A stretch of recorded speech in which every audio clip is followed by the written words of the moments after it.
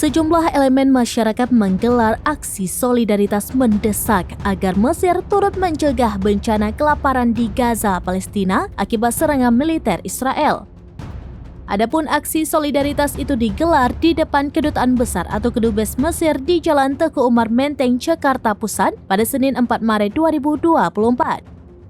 Dari pantauan Tribunnews.com di lokasi, masa aksi unjuk rasa sekitar pukul 13.23 waktu Indonesia bagian Barat.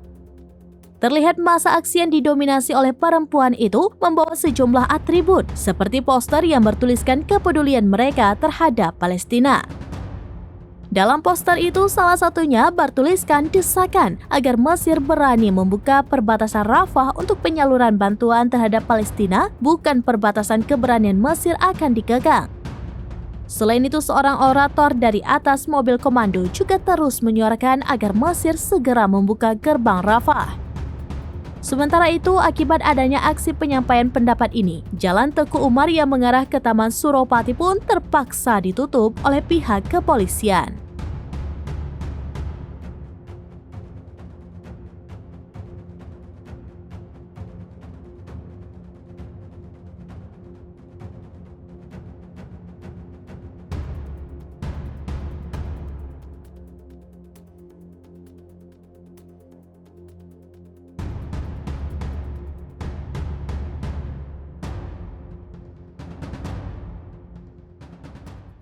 Download Tribun X sekarang, menghadirkan lokal menjadi Indonesia.